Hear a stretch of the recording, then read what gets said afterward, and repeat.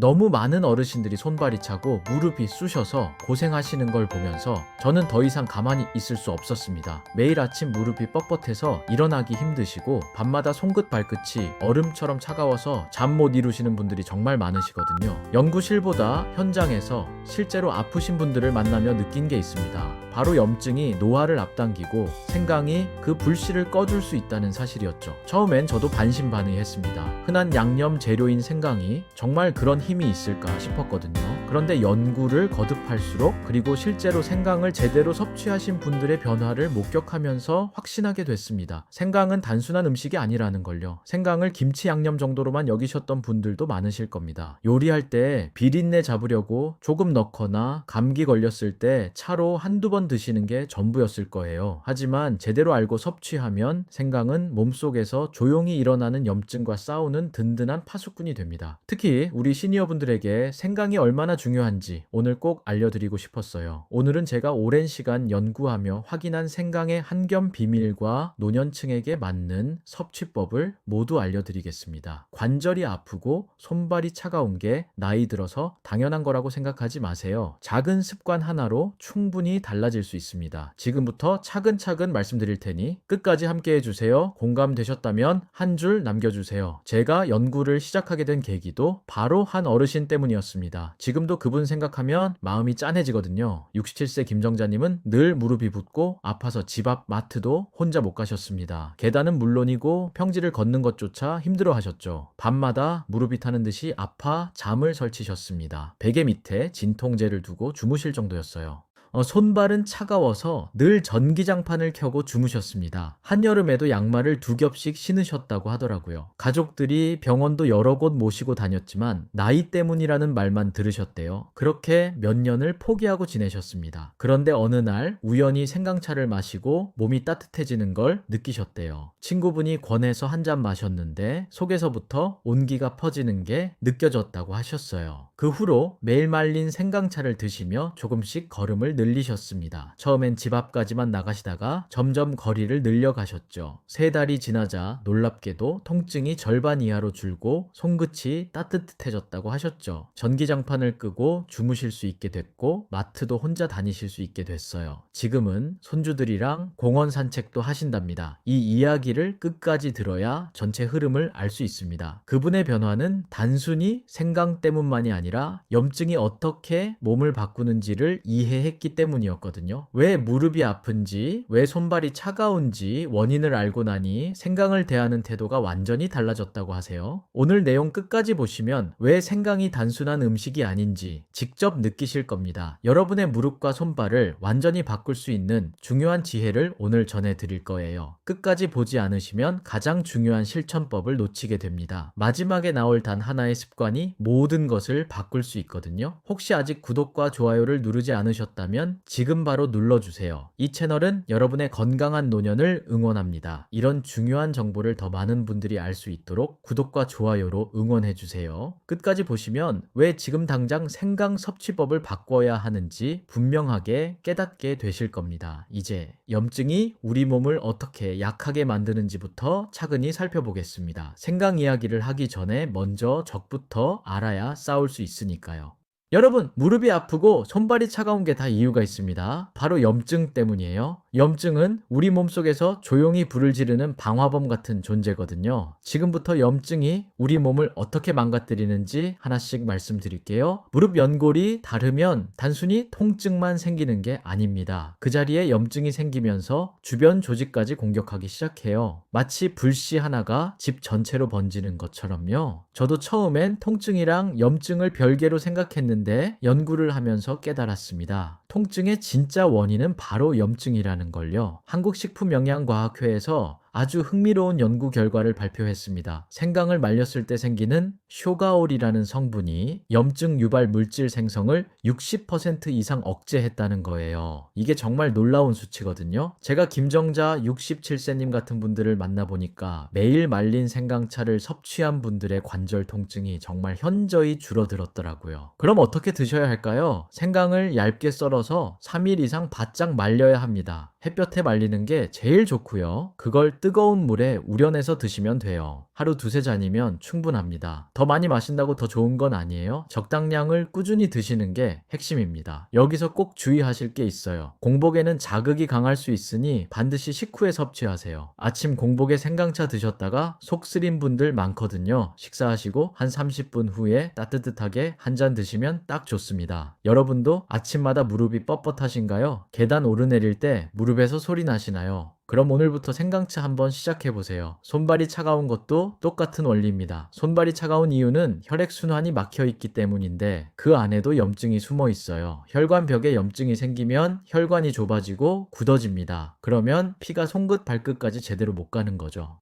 서울대 약학연구소 보고서를 보면 생강 추출물이 혈관 확장과 피해점도 감소에 도움을 준다고 나와 있어요. 쉽게 말하면 혈관을 넓혀주고 피를 묽게 해서 순환을 도와준다는 겁니다. 실제로 박영수 70이 새님은 생강꿀절임을 석 달간 꾸준히 드신 후 여름에도 양말을 벗을 수 있게 됐다고 하셨어요. 그 전까지는 한여름에도 양말 신고 지내셨대요. 생강꿀절임 만드는 법은 간단합니다. 얇게 썬 생강 200g에 꿀을 부어서 냉장 보관하시면 돼요. 그걸 하루 한두 숟가락씩 드시면 됩니다. 아침에 한 숟가락, 저녁에 한 숟가락 이렇게요. 단, 당뇨가 있는 분들은 꿀량을 줄이셔야 해요. 꿀 대신 올리고당 쓰셔도 괜찮고요. 요즘 손발이 차서 잠설치는 분 계신가요? 밤에 발이 차가워서 잠들기 힘드시죠? 생강꿀절임 한번 드셨으면 좋겠습니다. 소화불량도 염증 때문입니다. 위장에 염증이 생기면 유익균이 줄어들고 가스가 차게 돼요. 밥 먹고 나면 배가 빵빵하고 트림이 계속 나오시죠. 그게 다 위장염증 때문이에요. 한국영양학회 논문을 보면 생강에 들어있는 진저올이라는 성분이 위장 운동을 촉진해서 소화효소 분비를 늘린다고 나와 있습니다. 제가 만난 이정화 70세님은 식사 전에 생강즙을 따뜻한 물에 타서 마신 뒤 속 더부룩함이 완전히 사라졌다고 하셨어요. 그 전까지는 소화제를 달고 사셨대요. 생강즙을 꿀과 섞어서 식사 30분 전에 한 숟가락씩 드시면 됩니다. 생강 갈아서 즙만 짜내시고 거기에 꿀 조금 섞으시면 돼요. 단, 속이 쓰린 분들은 양을 줄이셔야 합니다. 처음엔 반 숟가락부터 시작하세요. 몸이 적응하면 점점 늘려가시고요. 식사 후 더부룩하신 적 많으신가요? 가스가 차서 배가 불편하시죠? 그럼 생강즙 한번 시도해보세요. 이유 없이 피곤한 것도 염증 때문일 수 있습니다. 염증이 계속되면 세포가 산소를 제대로 이용하지 못해서 피로가 쌓여요. 아침에 일어나도 피곤하고 낮에도 자꾸 졸립고 그러시잖아요. 잠을 충분히 잤는데도 개운하지 않고요. 그게 다 만성 염증 때문일 수 있어요.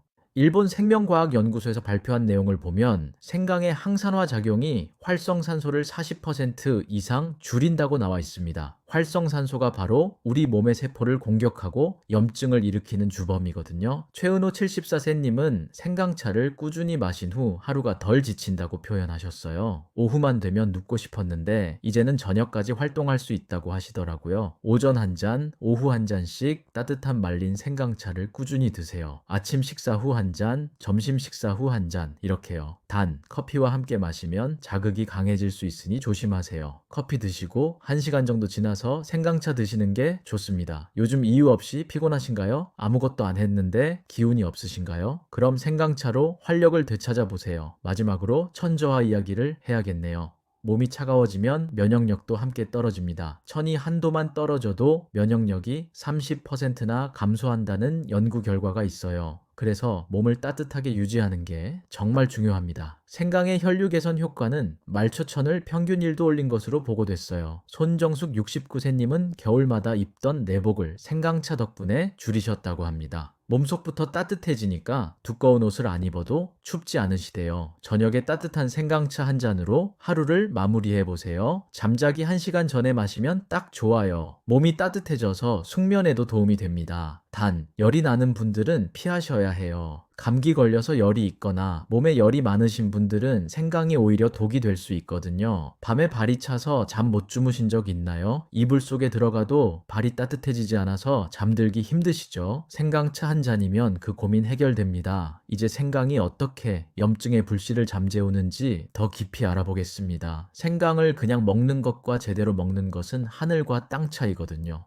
여러분, 생강의 한겸 성분은 말릴 때 생기는 쇼가올이라는 거 아까 말씀드렸죠? 이 성분이 정말 중요한데요. 생생강에는 진저롤이라는 성분이 많고 이걸 말리면 쇼가올로 변합니다. 쇼가올이 진저롤보다 한겸 효과가 훨씬 강해요. 이 성분은 체내에서 염증을 만드는 효소를 직접 억제합니다. 그래서 생강은 꼭 말려서 드셔야 해요. 생으로 드시면 매운맛만 강하고 효과는 떨어져요. 단, 너무 고온에서 끓이면 유효 성분이 파괴됩니다. 팔팔 끓는 물에 넣으면 안 돼요. 80도 전후에 뜨거운 물에 우려내셔야 합니다. 물을 끓이시다가 불을 끄고 2-3분 기다렸다가 생강을 넣으세요. 물 500ml에 말린 생강 5조각을 넣고 30분간 우려서 마시면 됩니다. 보온병에 넣어두고 하루 종일 조금씩 드셔도 좋고요. 차를 끓일 때 끓는 물 대신 뜨거운 물을 써보신 적 있으신가요? 이게 정말 중요한 차이를 만들어요. 같은 생강이라도 온도에 따라 효능이 완전히 달라지거든요. 생강 껍질 이야기도 꼭 해야겠네요. 생강 껍질 바로 밑에 좋은 성분이 집중되어 있습니다. 과일도 그렇잖아요. 껍질 근처에 영양소가 많이 들어있죠. 생강도 마찬가지예요. 껍질을 모두 벗기면 효능이 반으로 줄어든다고 보시면 됩니다. 그래서 저는 껍질째 쓰시라고 권해드려요. 솔로 깨끗이 문질러 씻고 껍질째 얇게 썰어 사용하세요. 흙이나 이물질만 제거하시면 돼요. 껍질이 좀 질기긴 한데 말리면 괜찮아집니다. 여러분은 생강 껍질 전부 벗겨서 쓰시나요? 이제부터라도 껍질째 쓰시면 효과가 훨씬 좋을 거예요. 여기서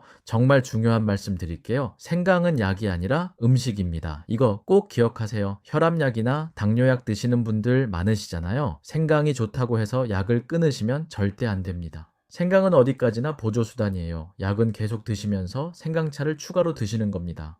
식사 후에 보조로 생강차를 드시되 하루 총량은 10g을 넘지 않게 하세요. 10g이면 엄지손가락 한마디 정도 되는 양이에요. 그 이상 드시면 오히려 위장에 부담이 될 수 있습니다. 혹시 약 대신 생강으로만 관리해 보신 적 있나요? 그러셨다면 지금이라도 다시 약을 챙겨 드세요. 건강 보조는 생강으로, 치료는 약으로 하셔야 합니다. 꾸준함에 대해서도 말씀드려야겠네요. 생강은 꾸준히 먹을수록 천 조절과 피로 회복에 도움을 줍니다. 일주일 먹고 효과 없다고 포기하시는 분들이 많은데요. 그건 너무 성급한 거예요. 하루 이틀 먹고 효과를 기대하지 마세요. 우리 몸은 그렇게 빨리 변하지 않아요. 최소 3개월은 매일 같은 시간에 섭취하는 게 좋습니다. 아침 식사 후에 드신다고 정하셨으면 매일 아침 식사 후에 드세요. 점심 후로 정하셨으면 매일 점심 후에요. 이렇게 습관을 만들어야 몸이 적응하고 변화가 생깁니다. 여러분은 건강 습관 얼마나 꾸준히 이어가고 계신가요? 작심삼일로 끝나는 경우가 많으시죠. 생강만큼은 3개월 도전해보세요. 생강과 궁합이 좋은 식품도 알려드릴게요. 생강 혼자 먹는 것보다 다른 재료와 함께 먹으면 효과가 더 좋아져요. 단맛이 강한 음식과 함께 먹으면 흡수가 떨어집니다. 설탕이나 사탕 같은 건 피하시고요. 꿀, 대추, 계피와 함께 드시면 한겸 효과가 더 커집니다. 생강차 끓일 때 대추 2-3개 같이 넣으세요. 대추도 몸을 따뜻하게 해주고 기운을 북돋아 주거든요. 계피 한 조각 넣으면 향도 좋고 혈당 조절에도 도움이 돼요. 꿀은 우려낸 다음에 따뜻할 때 넣으시면 됩니다. 끓는 물에 꿀을 넣으면 영양소가 파괴되니까 조금 식혀서 넣으세요. 생강채 어떤 재료를 함께 넣어 드시나요? 저는 개인적으로 생강, 대추, 계피 조합을 제일 좋아합니다. 보관 방법도 중요해요. 말린 생강은 밀폐 용기에 넣어서 서늘한 곳에 보관하세요. 습기가 차면 곰팡이가 생길 수 있으니 주의하셔야 해요. 냉장고에 넣어도 되는데 냉동은 하지 마세요. 얼렸다 녹이면 조직이 망가져서 효능이 떨어집니다. 생강꿀 절임은 반드시 냉장 보관하시고 한 달 안에 드시는 게 좋습니다. 아침 저녁으로 기온차가 큰 요즘 같은 때 생강이 특히 좋아요. 환절기의 감기 예방에도 도움이 되고 면역력 강화에도 좋거든요. 외출하시기 전에 따뜻한 생강차 한 잔 드시고 나가세요. 몸속부터 따뜻해져서 찬바람에도 덜 시리실 거예요. 이제 오늘의 내용을 정리하며 생강을 일상에 어떻게 활용할지 마무리하겠습니다. 지금까지 제 이야기 잘 따라와 주셨죠? 오늘 말씀드린 핵심은 단순합니다. 생강은 양념이 아니라 염증과 싸우는 천연 방패입니다. 우리가 그동안 생강을 너무 가볍게 봤어요. 요리할 때 조금 넣거나 감기 걸렸을 때만 찾는 재료 정도로만 생각했죠. 하지만 오늘 말씀드린 것처럼 생강은 우리 몸속 염증과 싸우는 훌륭한 무기입니다. 잘못된 상식을 하나씩 짚어볼까요? 많은 분들이 생으로 많이 먹을수록 좋다고 생각하세요. 생강을 갈아서 많이 먹거나 생으로 씹어 먹으면 더 효과가 있을 거라고 믿으시죠? 하지만 그건 잘못된 상식입니다. 생생강은 매운맛만 강하고 한겸 효과는 떨어져요. 오히려 위장을 자극해서 속을 쓰리게 만들 수 있습니다. 올바른 관리법은 말리고 따뜻하게 꾸준히입니다. 이 세 가지만 기억하세요. 생강을 3mm 이상 바짝 말려서 쇼가올 성분을 만들고요. 80도 정도의 뜨거운 물에 우려내서 따뜻하게 드시고요. 최소 3개월 이상 꾸준히 드셔야 효과를 볼 수 있습니다. 이 세 가지가 핵심이에요. 잘못 먹으면 어떻게 될까요? 속이 쓰리고 열이 올라갈 수 있습니다. 특히 공복에 생생강을 많이 드시면 위벽이 상할 수 있어요. 열이 많으신 분이나 고혈압으로 얼굴이 자주 붉어지시는 분들은 생강을 너무 많이 드시면 안 됩니다. 밤에 잠도 잘 못 주무실 수 있고요. 반대로 제대로 섭취하면 어떻게 될까요? 혈관이 따뜻해지고 관절이 부드러워집니다. 손끝 발끝까지 피가 잘 돌아서 추위를 덜 타게 되고요. 무릎이 뻣뻣한 게 풀려서 계단 오르내리기가 한결 편해져요. 소화도 잘 되고 피로도 덜 느껴집니다. 아침에 일어날 때 개운하고 하루 종일 활력이 넘쳐요. 하루 10g 식후 따뜻한 생강차 한 잔이면 충분합니다. 엄지손가락 한 마디 크기 정도면 10g이에요. 그 정도를 말려서 하루에 2-3번 나눠 드시면 돼요. 아침 식사 후 한 잔, 점심 식사 후 한 잔 이렇게요. 그 이상은 필요 없어요. 많이 먹는다고 더 좋은 게 아닙니다. 오늘 당장 실천하실 수 있는 한 가지를 제안 드릴게요. 마트에서 생강 한 덩이를 사세요. 손바닥만 한 크기면 충분합니다. 집에 와서 깨끗이 씻으세요. 솔로 흙만 문질러 닦으시면 돼요. 껍질은 벗기지 마세요. 그대로 얇게 썰어서 햇볕 잘 드는 곳에 3일 정도 말리세요. 베란다나 창가에 펼쳐 놓으면 됩니다. 바짝 마른 생강 조각을 유리병에 담아두세요. 매일 아침 식사 후에 5조각 정도를 따뜻한 물에 우려서 드세요. 30분 정도 우리면 딱 좋아요. 그 작은 변화가 염증의 불씨를 꺼뜨리고 몸의 온기를 되찾게 해줄 겁니다. 정말이에요. 3개월만 꾸준히 해보세요. 김정자 67세님처럼 무릎 통증이 줄어들고요. 박영수 70이 세님처럼 손발이 따뜻해지실 거예요. 이정화 70세님처럼 소화도 잘 되고요. 최은호 74세님처럼 피로도 덜 느끼실 겁니다. 손정숙 69세님처럼 겨울이 두렵지 않게 되실 거예요. 제가 30년 연구하며 확인한 사실이니 믿고 시작해보세요. 다음 영상에서는 생강과 궁합이 좋은 음식 5가지를 알려드리겠습니다. 생강만 먹는 것보다 다른 식품과 함께 먹으면 효과가 몇 배로 커지거든요. 어떤 음식과 함께 먹어야 한겸 효과가 극대화되는지 구체적인 레시피까지 다 알려드릴게요. 기대하셔도 좋습니다. 오늘 이야기 공감되셨다면 구독과 좋아요로 함께 해주세요. 여러분의 한 번의 클릭이 더 많은 어르신들에게 건강한 정보를 전할 수 있습니다. 댓글로 여러분의 이야기도 들려주세요. 여러분은 생강 어떻게 드시고 계신가요? 오늘부터 바꿀 계획이신가요? 궁금한 점이나 경험담 뭐든 좋으니 편하게 남겨주세요. 다음 영상에서 또 뵙겠습니다. 건강하세요.